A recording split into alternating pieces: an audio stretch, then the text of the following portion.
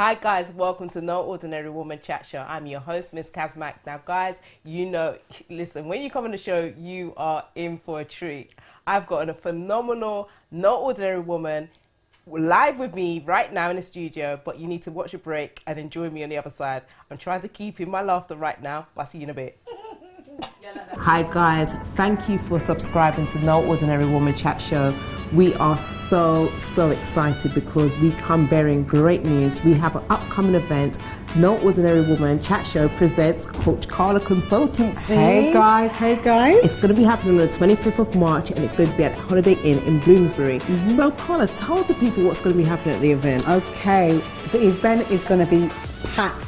Absolutely packed with inspiration, purpose and intent, because I'm going to be facilitating a vision board experience. So you're going to come with your images, we're going to have arts and crafts there that you can use, and guys, you are going to come with purpose and intent to create your vision board masterpieces. Of your vision, your life. Your vision, your life. Now we have an amazing, no ordinary woman. Her name is Adria Ramsey. If you guys remember back in season 1, Adria Ramsey, the pastor's wife, right? She's going to be sharing a message which is going to stir you guys up. It's going to leave you spellbound. Now, in order for you to find out what the message is going to be about, you need to come to the event. Absolutely. So we've done a special code for you because we just love you so much, and we need you to be there so that you can really step out to create the vision for your life. So what is the promo code? It's going to be viewers, now viewers. So it's be NOW for No Ordinary Woman viewers, and that's where you have to enter into Eventbrite with No Ordinary Woman Chat Show presents Coach Carla Consultancy. So if you go into Eventbrite right now, you'll see the little information running down there. So ensure that we will see you there, so you can also get to meet the No Ordinary Women that have been on the show. Some of them will be in attendance, so it's going to be a fabulous day. So we look forward to seeing you in reality. See you then. Bye guys.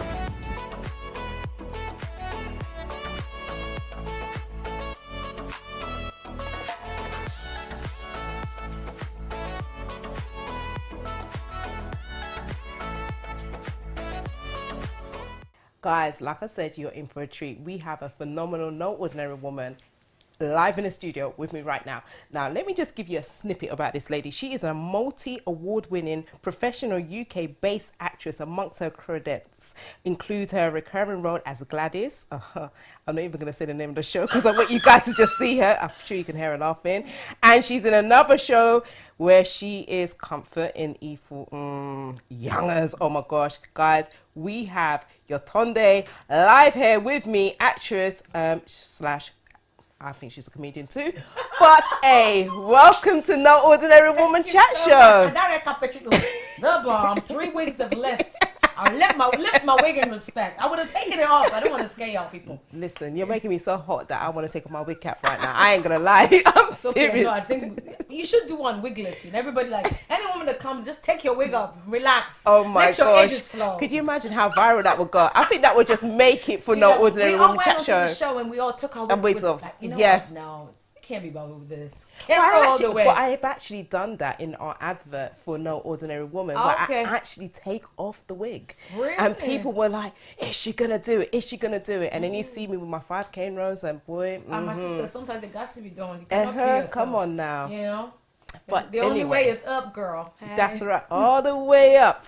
Yeah, anyway, let's be serious now. Okay. So, I will try. do tell our viewers who you are, Yetunde. Okay, my name is Yetunde Oduole. I'm an actress. I play Gladys in Meet the Adebanjos. I also do a show called Youngers, and that was on E4. I'm a mom of 2 children.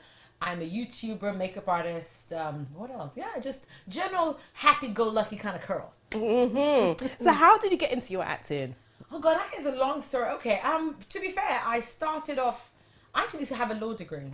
And I've always done acting, as in, like, small. I used to go to a thing called a Weekend Arts College, WAC, when I was like 19 years old. So I've always, sing. I can sing a little bit, dance, just do general stuff. And then I just, when I finished my law degree, I wasn't really feeling the law and the wig and gown thing. And I just, I wanted to just go to drama school. So I went to Goldsmiths College for like 2 years. They did this performing arts course, and it was performance skills. I did that. I did a foundation in music. I did that for 2 years, and then I went to City Lit. City Lit basically is a school where everybody goes to. Normally, it's quite subsidized. So you get a lot of teachers from really big drama schools who go there.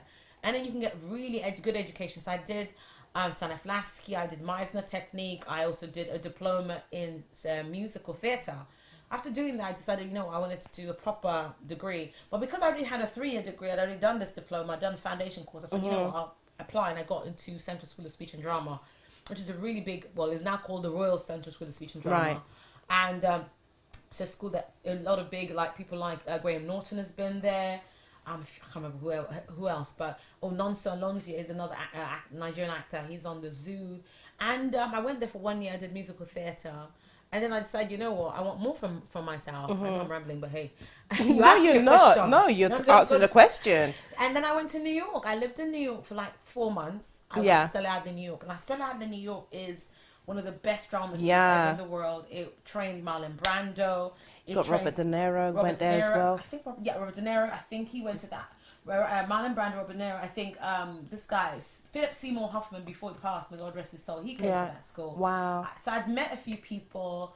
What's her name? The girl with the red Salma. hair. Is it? Trying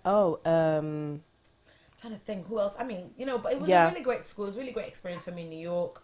I think it was one of the best things I could have done for my career because it gave me the eye opener to see what the Americans do. Because actors in London or England, we are good actors, but the way the Americans hustle, I needed to see that, and it really helped me see that. So, what was different? What did you find different? Americans are they're go-getters.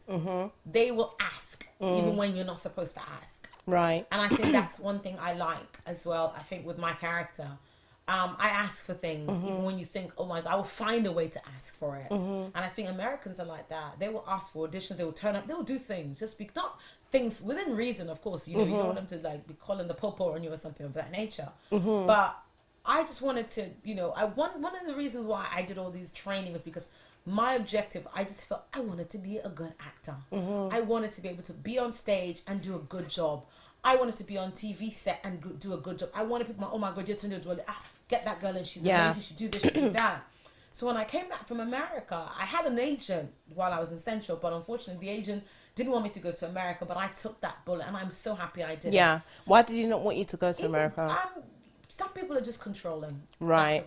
And if you get an agent who controls you, your career is finished. As far as I'm concerned, because the actor is the one in the driving seat. Or tell a lie. It's both ways because your agent is representing you. So what you want. And if you've got an agent who's bossing you about and bullying you, and I thought I was being bullied. Right. And had the opportunity with a really good agent, and I told them, listen, I want to go to America just for a couple of months. You don't need to go to America. We think you're fine. Because they wanted to get you out there to get jobs as far as they're concerned. You need to bring the money in. And which is understandable because that's their job, right? Of course. But if you're saying to them, listen, I've got an opportunity. I should have lied to the guy and said, listen, I'm going to Nigeria. My father died. But obviously, I'm not going to say that. Yeah, of course. Lord Jesus, no. But I wanted to be honest. Listen, I felt I needed an extra bit of, I needed more. And I feel to myself, if you say to your employee, listen, I'm going away because I feel as if I could be a better actor if I come back. Anybody that should say, you know what, I feel you, I understand you. It's 3 months. Come back to me in 3 months. Leave the door open. Don't just say if you go. So the way they treated me was really weird. But in a way, it was the best thing that happened. Right. Going to America was fantastic. I got to meet a lot of people. I got to learn. I got to be a place where I met people like Liev Schreiber from... I can't remember the show now, my mind is gone. He did Shakespeare in the Park. I mean, I went to New York to train as a Shakespeare actor. Right. Which was really good. It was like, imagine leaving England where Shakespeare's been taught, and going to America and see how the Americans do. I've already done Shakespeare here. So when training for me is very important until today. If you are an actor and you're not going to classes, you get rusty. Even normal big time actors, they all go for classes. They have a teacher. Anybody that tells you, oh my God, I did it all by myself, they are telling you porkies. Even big actors, even look at Sylvester Stallone. He went to a lady called Ivana Chubbuck. That's how he got nominated for the Oscar. Right. And you get people, even what's her name, Halle Berry, when she won her Oscar, the same teacher, Ivana Chubbuck, she went there, they all do it. Right. So if you're not training yourself, how are you going to get better? But I guess you have to do that because, like you said, you need to keep yourself current, really, Yes, we isn't do. it? And obviously you do become quite rusty and things like that. And I guess, you know, sometimes people can become quite you can get replaced quite easily. It's So very, you have to. So you have to be fresh. And it was the best thing I could have done. You know, fair enough, I may have lost out some stuff, but I did. And in the end, when I came back, I auditioned for Meet the Adebanjos. I'd auditioned the first time, and I didn't hear anything from them. I auditioned again, and they offered me a role. I mean, when I started Meet the Adebanjos in 2010, it was around November. So we filmed the first season 1, 8 episodes in 4 weeks. And I remember it was a tough time. I was actually, as always, pregnant. I didn't even realize I was pregnant. I remember saying this in another show. And being given a role on Friday, and we starting on Monday. Here's the script, go and learn your lines. You're like, wow. So that was a turnaround and it was very challenging. But I was happy I was given that opportunity. I mean, fast forward 7 years later, I'm still living through that first job. It's brought me a lot of opportunities. Even yesterday, even last year, I won award Best Actress for a Black African TV series. For me, Best Black British Actress for a TV series, Meet the Adebanjos. And from Meet the Adebanjos, I've done Youngers, which was another show, which was really funny. I was actually pregnant again when I auditioned for Youngers. I'm always carrying stomach, but, you know, we thank God. So I think, you know, moving on from there, I went to Youngers. I did Youngers for 2 seasons. The first season, so if you go back and look for Youngers on YouTube. The first season, you see me, I'm really, really fat, really chubby. I basically had a baby on Monday.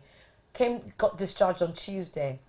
Came back to set on Wednesday. On Wednesday, I brought my 2-day-old baby, got fitted for costume. The following Monday, she was 7 days old. We started filming Youngers. And we filmed for 6 weeks or so. And then the second season, I was nice and trim because girls said, I need to lose weight fast and quick. Where is the slim fast? Starvation diet 101. So, you know, so if you look at the 2 seasons, on one season, you know, Yetunde is like titties everywhere, but, you know, we were lekpa, as they say in Yoruba language. I was nice and trim. Not now, well, you know, that's another thing. No, you're looking good, girl. You know, women, we always, you know, not fishing for compliments, but you always like be hard on yourself when you're seeing the 22-year-olds with stomachs this small. But they're 22. But not all 22s are like that. Girl, like, true, you know, when I was 15, trust me, I was a chubby teenager, very, very chubby. But you know what?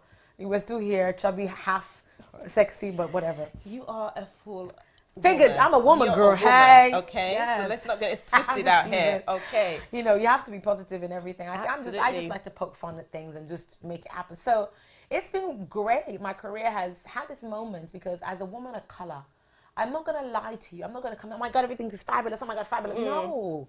There have been times I have not worked because the nonsense that people put out there is a lot of nonsense. As an audition, you look at the script and I call my agent, why did you send me this nonsense? Because in what sense? Okay.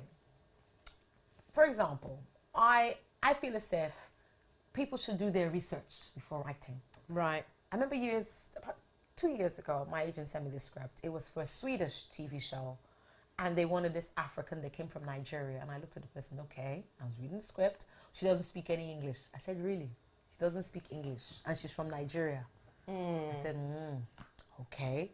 And she comes to Sweden and she's speaking broken. She's not even speaking any English. She's speaking her own language. I said, how did she leave the country? Please, you tell me how. Because I can communicate. My sister. And I was like, okay. And then she was, oh, you know, when she gets to Sweden, she meets this guy. She's working in his office. He brings her back home, blah, blah, blah. From there, she has a lesbian affair with this girlfriend. I mean, when I was reading the script, I just said to my agent, no, thank you. Because I feel as if, as a woman of color, Nigerian especially, I don't want to do roles that's going to be a detriment to my race, to myself. When you're writing a script, how can you say the Nigerian does not speak English? I'm not from, if for example, she said she spoke French, completely understandable. If I came from Senegal or Togo or Cameroon, even Cameroon, they're bilingual. Yeah. So you need to do your research, but you find that people write stuff because they're looking for the laughs. They look for, they want the funny African or the foolish African, or, you know, I'm tired of people making me look, or, you know, you look on television and I'm not being represented properly. But when I do a show, I want to make you guys say, ooh, I like that woman. She's funny. Okay, Gladys, for example, she was a funny woman. You know, she was part-time worker, like some, I mean, me myself, I've got 2 children, so I know what it's like to have to, you know, when 3:30 is there, I'm rushing like a crazy person to go to school to pick up the kids. But I wanted her characters. When I read the script, I based her on my mom. She was a hardworking woman. She had a husband. He was a bit of a nut job, but she was still there in that relationship, like we do. She had 2 kids with her. Oh, we're British, we're not African. Over my dead body, you're Nigerian, that kind of thing. But she was a positive woman. She believed in God. She loved God. She loved her family. She loved her husband. The relationship between herself and her husband, they celebrated love, black love in a nice way. Yeah. And that was what I wanted. So when that script came and I got to grow the character, I mean, my co-star, Wale Ojo, one thing about, a lot of people thought me and him were in a relationship because we'd be cuddling, holding hands. And we were doing things, just being friends because we've known each other for so long. So the chemistry was so cool. I would sit on his lap, he'd sit on my lap, we'd talk about, you know, he'd play with my hair, I'll play with, and what are we doing with this? So we would laugh, we just, and then we get there. So we had that energy that people thought we were in a relationship. And we were able to celebrate black love. How many times you put TV on and you see people celebrating black love? It's not done. It's very rare. People think that black people are not romantic. Please. Yeah, we're very romantic. Black people are very, I mean, we're very passionate, whichever way you want to. Whether it's when you're speaking your language and you're going crazy, whatever, or when you're cooking the food, I'm like, yes, there's passion in, you know, my rice and peas and the jollof, whatever you're cooking. You know what I'm saying? But I want to be able to do a role that I want my children to say, oh my God, mommy was really, we like that. And they can relate as well, right? Exactly. You know, you want to give that, you want to show that. And I think that's what's happening in the media. You're not seeing enough of it, especially like you said, when it comes to like black people or anything like ethnic minority, it seems to be watered down. It's not even the word watered down. I have friends who are billionaires in Nigeria. Right. I have friends when you go to them yard, they've not got 1 car, not 2, but 5. Hey. Bentleys parked. They're like, my God. And then you see us on television being shown as if, you know, as if we don't have anything. When you see them go to Africa, even Ghana, Nigeria, is always I say, why can't you decide to go to Victoria Island? Go to where those people that have money, that you yourself, you'll be thinking, are we in Africa? Because this place don't look like Africa. This looks like a fit. Why can't you celebrate that? What is so bad in showing black people in a positive way? But I guess it's about control, right? It is Sister, about give control. me your hand. You It's know what about you're talking control about. Because, you know, obviously, if you continuously paint this story and show this image of black people not having, it just makes even the next generation thinking, oh, I can't have this because I'm black. Oh, I can't do this. Oh, you know, and then that becomes your mindset and it keeps you enslaved. Do you know what I mean? When Barack Obama became president, how did you feel? To be quite honest, the honest truth, and I don't want people to write in no hate mail on me, it didn't make me think of anything.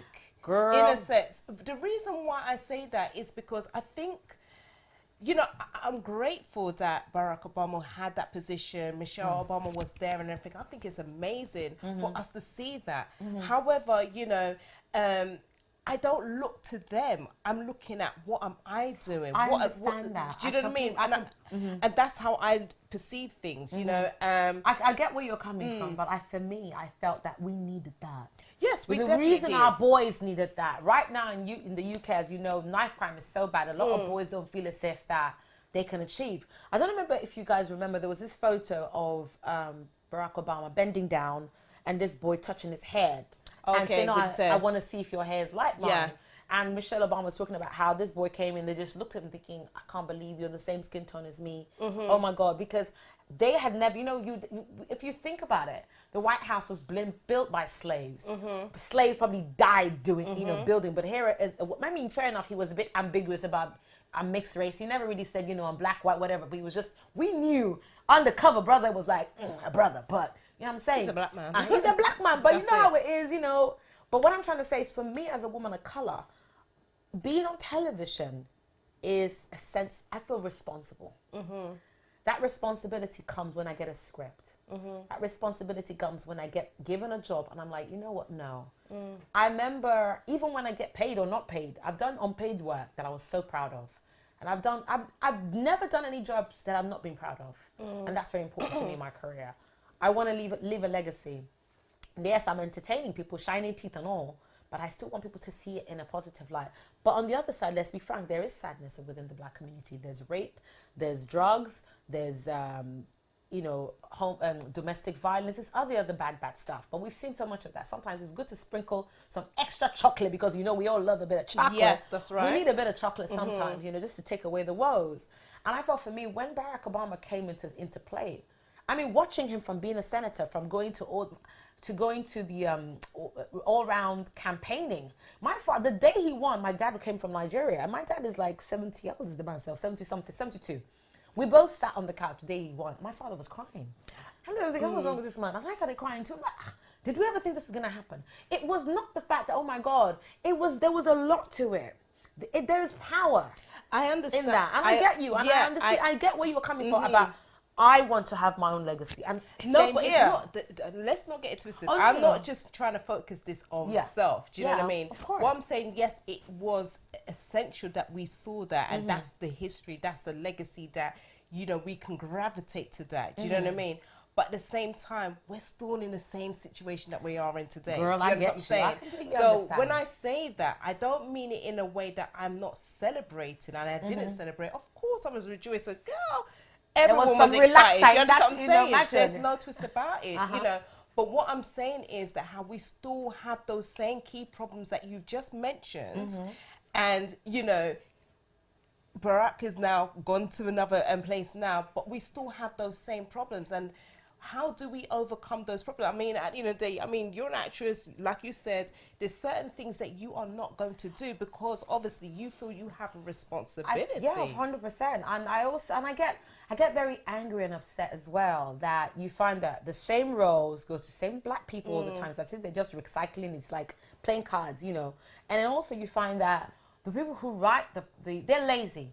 I find the writers are lazy. They don't want to invest in characters. They don't want to, okay, you know what, let me go to Nigeria and see what exactly is this country about. I've met a girl that wrote a play, and she'd never been to Nigeria before.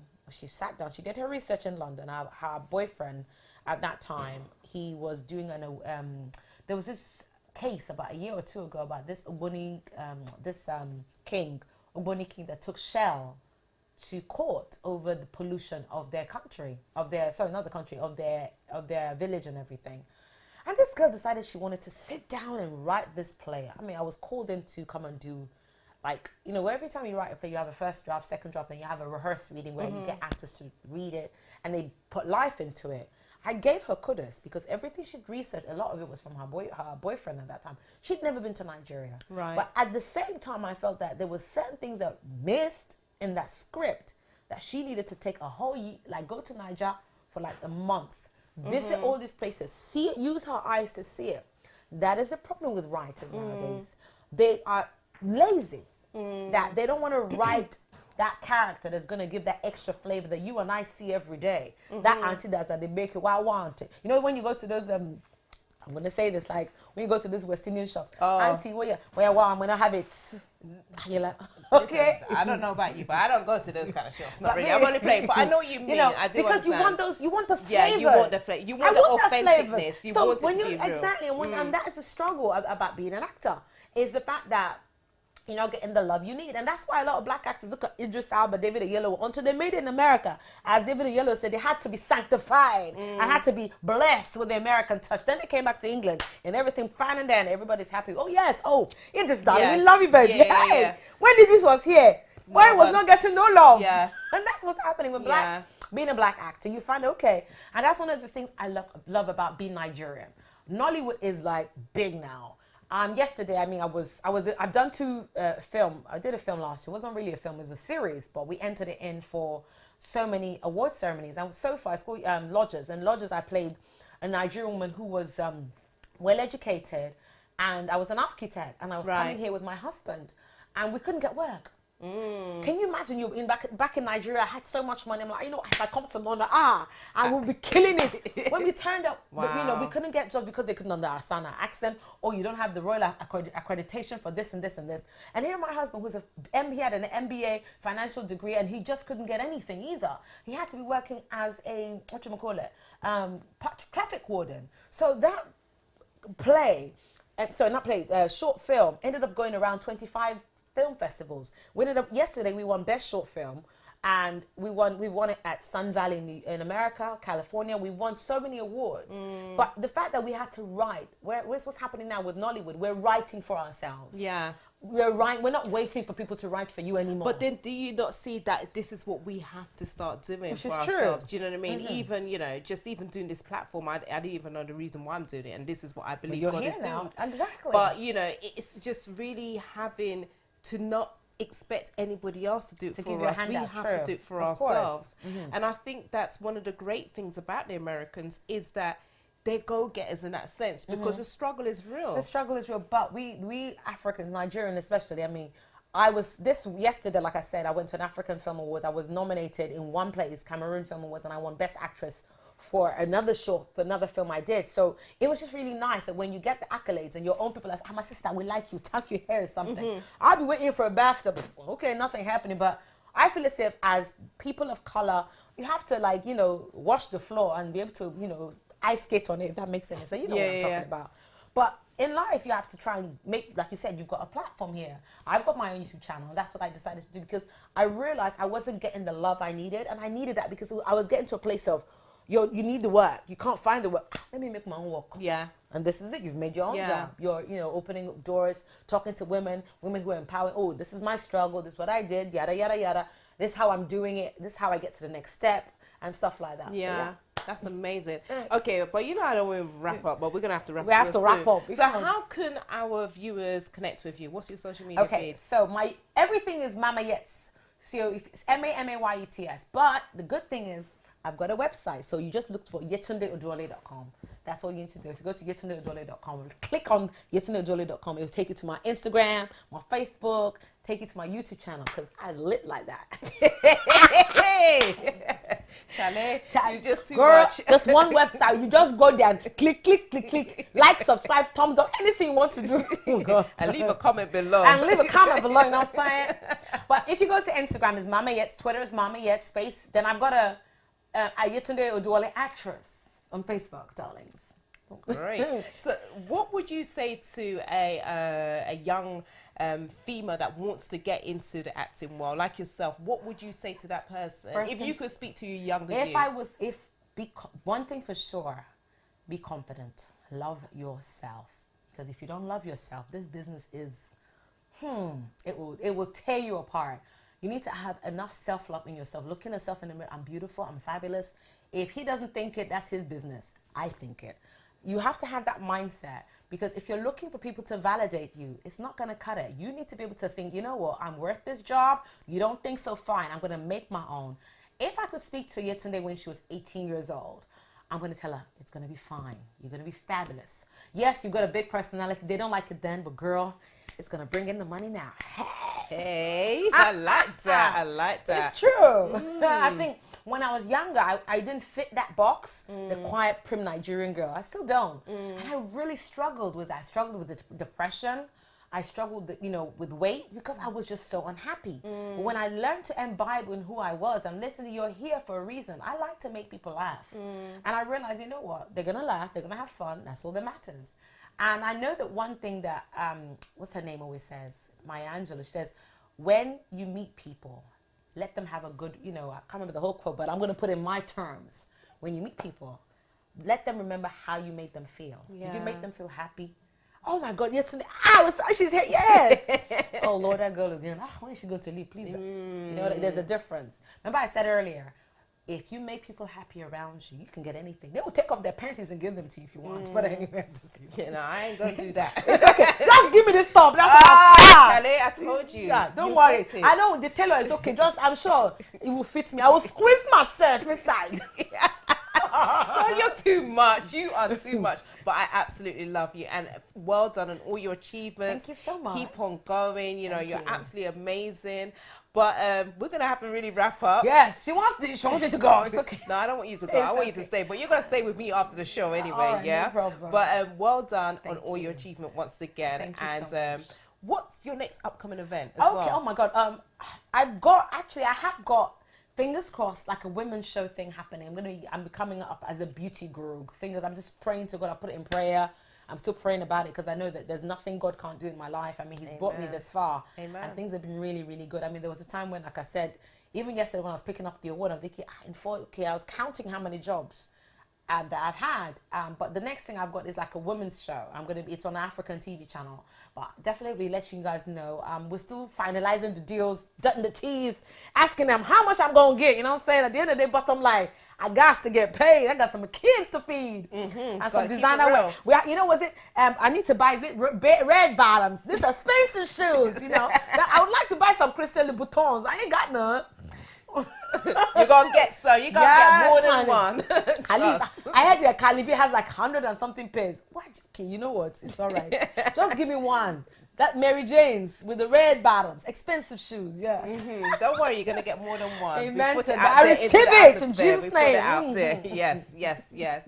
Okay. Well, guys, thank you for tuning in to No Ordinary Woman Chat Show. Until next time, until you meet the no ordinary woman that we have on the studio to share, to inspire you to be who you have been created to be. See ya. Bye. You are too much. Listen.